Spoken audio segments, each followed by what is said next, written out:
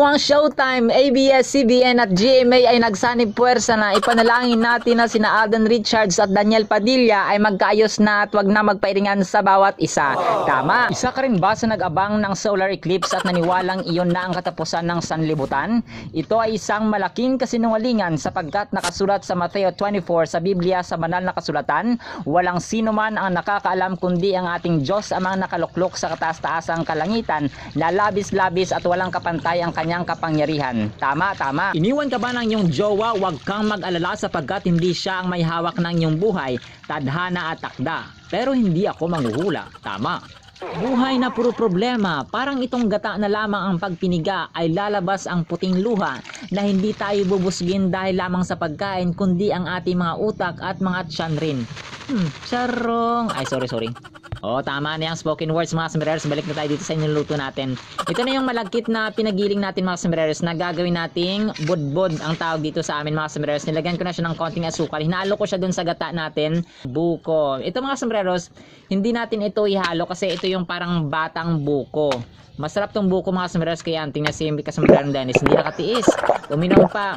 Ay nako mga sombrerers, ayan, masarap siya. Masarap talaga mga sombrerers pag preska ang buko, no? Kahit yung mga binibili sa palengke or sa tindahan ay masarap po siya, no? Ginrate ko na siya or binanggos mga sombrerers or kinagos para gagawin natin siyang parang hindi siya toppings mga sombrerers, parang gagawin natin siyang sausawan mamaya para sa ating budbod. Comment po kayo mga sombrerers kung ano pong tawag nito sa inyo, kasi sa Ilonggo pwede po itong alupi.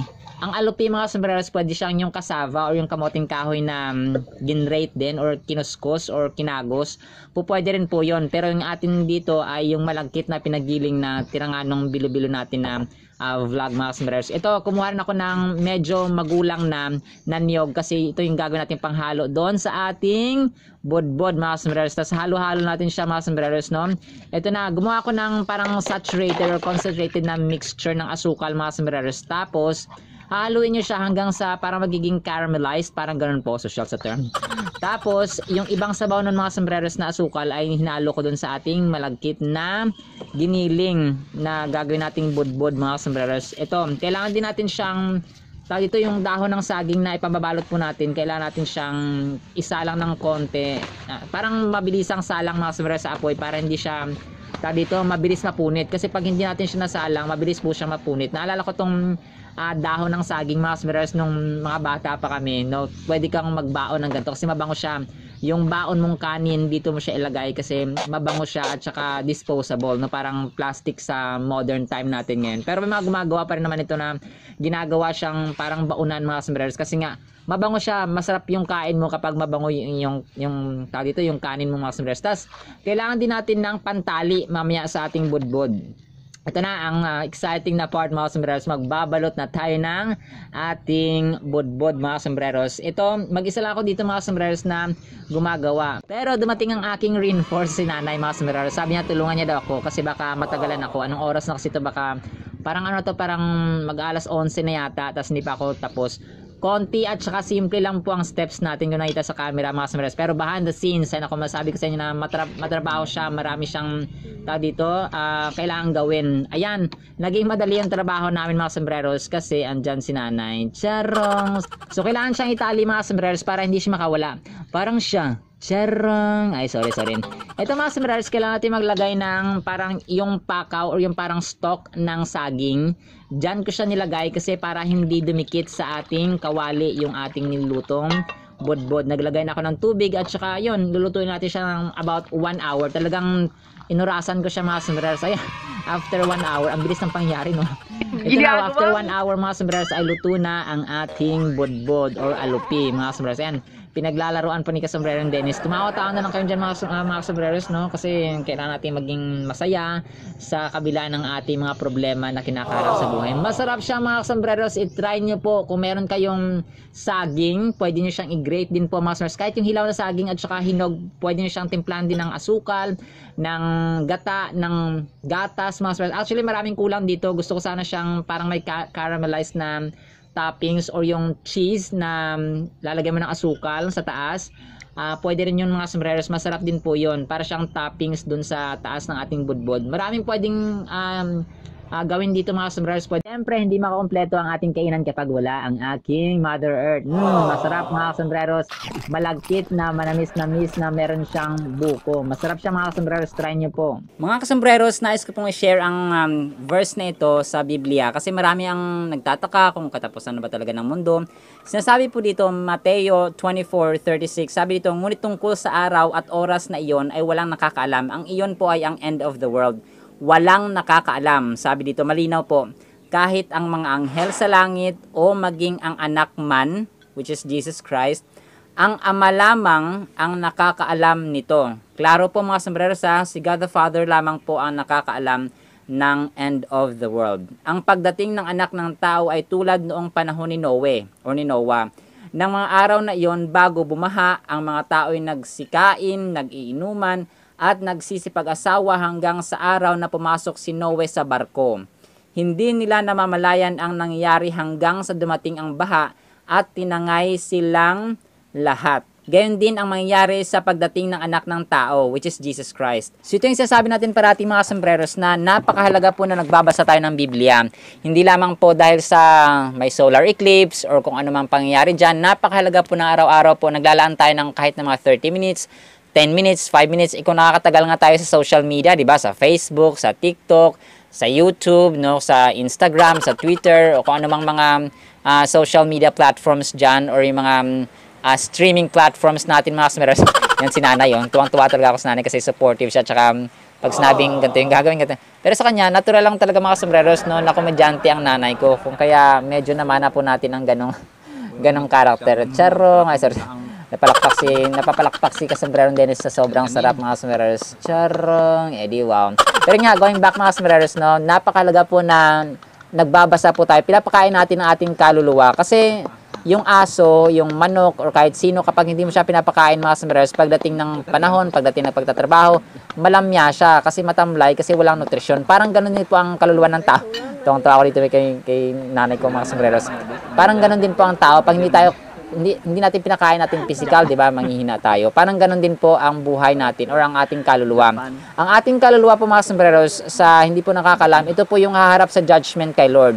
So kung hindi natin pinapakain ang ating spirit, ang ating kaluluwa ng kanyang banal na salita, wala tayong guide everyday, at ito pa, malnourished na harap sa judgment seat ni God the Father ang ating kaluluwa mga sombreros. So di ba kung tayo nga, pagbibili tayo ng mga kung ano man gusto nating bilhin, yung ating mga hayop, kailangan talagang mataba siya, malusog. Kasi kahit pag hindi tayo malusog, syempre, may mali na. Parang ganun din po sa Judgment Day mga sombreros. Hindi ko po kayo tinatakot. Pero yun po yun mga sombreros. Kaya kailangan natin talagang yung kaalaman na ibibigay ng Biblia mga sombreros ay hindi matatawaran ng mga kaalaman natin sa trivia, sa kaalaman na binibigay ni Kasombrerong Dennis din, no, na nagmula sa Diyos natin na kaalaman.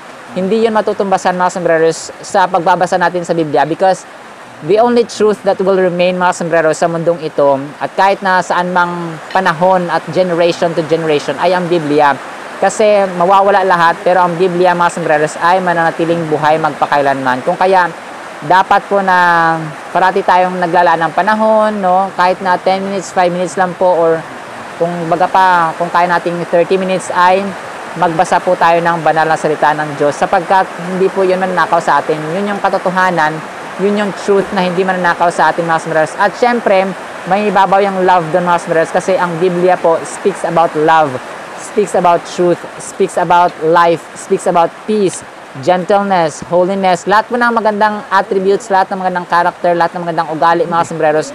Although hindi tayo perfecto, tama po, hindi tayo perfecto, kung kaya kailangan natin ng guide sa Biblia, which is perfect, and God Himself is perfect. Kung kaya dapat tayong tao dito, yan, puro ako tao dito mga sombreros sa vlog na to, kasi si nanay nga talagang sobrang parating masayahin siya, parating jamming, parating jolly, no? Para siyang young at heart mga sombreros, parang barkada lang ang turingan.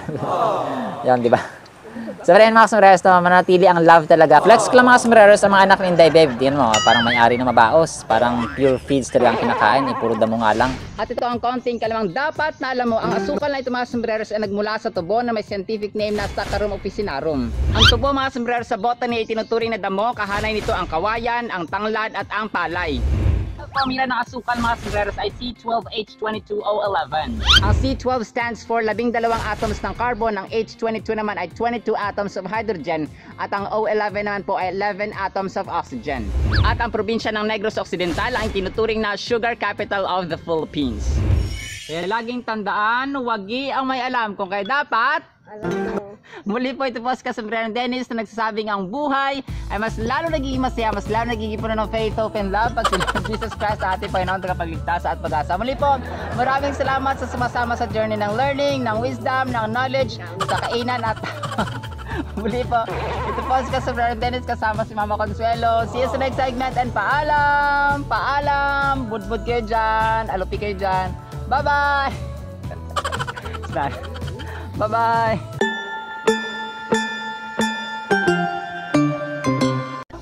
Hi, my name is Kebricyclopedia, short for Kasombrerong Britannica Encyclopedia Wikipedia. And yeah, I have my hat removed just for this segment, and my role here is very simple and easy. Let me begin my task by asking. I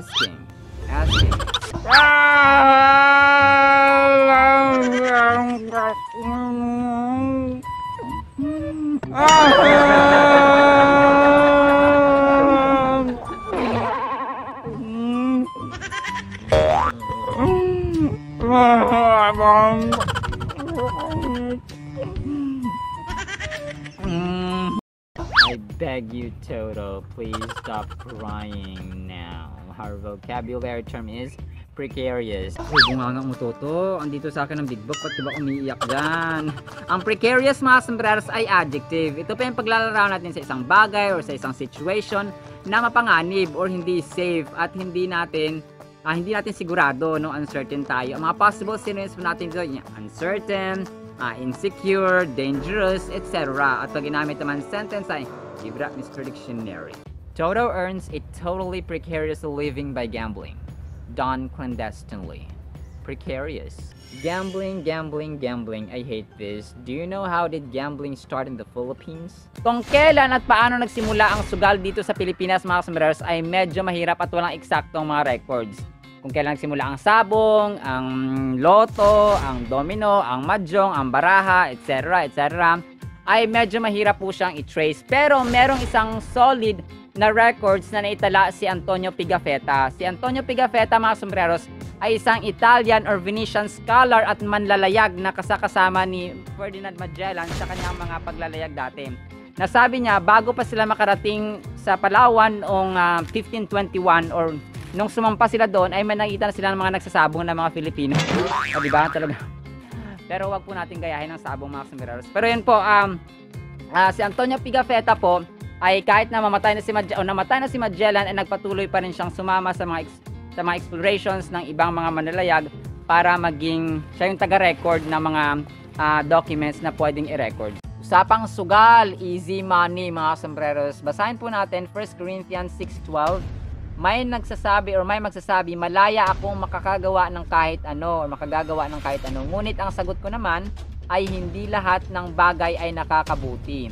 Maaari ko ring sabihin, malaya akong gumawa ng kahit ano, ngunit hindi ako magpapaalitin sa anumang bagay. So, pwede tayo magsugal, pero hindi iyon nakakabuti. Proverbs 13:11, ang kayamanang tinamo sa daya ay madaling nawawala, ngunit ang kayamanang pinaghirapan ay pinagpapala. Genesis 3:17, sinabi rin niya sa lalaki, dahil naniwala ka sa asawa mo at kumain ng bunga ng punong kahoy na ipinagbawal ko sa inyo, susumpain ko ang lupa. Kaya sa buong buhay mo ay magpapakahirap ka ng husto para makakain. So dapat, mga sombreros, magtrabaho dapat tayo. Pagtrabahuan natin, pagsikapan natin, paghirapan natin ang ating pera, ang ating pagkain kung saan manggaling, no, na para mabuhay po tayo. Hindi po easy money ang inuutos sa atin ng Panginoon. Mahal na mahal po niya tayo, and He wants to bless us, no, with great abundance, with great prosperity, kung susunod tayo sa kanyang utos, no. Hindi po siya madamot, hindi po siya nagpipigil sa kanyang sarili na i-bless ang gusto niyang i-bless kapag siya po ay nasiyahan sa ating buhay. Kung kaya, let's read, love, and obey what's in the Holy Bible. sayote. May English terms na chayote, chayote, Merliton, Christophine, vegetable pear at sa bansang Australia ay tinatawag itong choco. May scientific name na Sechium idule. Alam niyo ba mga sombreros na sa botany ay prutas po ito at hindi gulay? Dahil sa prutas po or this process is actually the same kapag yung kanyang bulaklak ay doon po nabubuo ang prutas at eventually nagiging buto na ginagawa or ginagamit para itanim muli. Pero yun nga, this process is the same with mango, mangosteen, santol, and so on. Pero yun nga, no, literally or sa reality ng buhay, kung sa botany is considered itong prutas, ginagamit naman natin o kinukonsume ito bilang gulay. Ang bottom line mga sombreros ay nagpapasalamat tayo sa Panginoon dahil meron tayong biyaya gaya nito. Muli po ito po si Kasombrerong Dennis.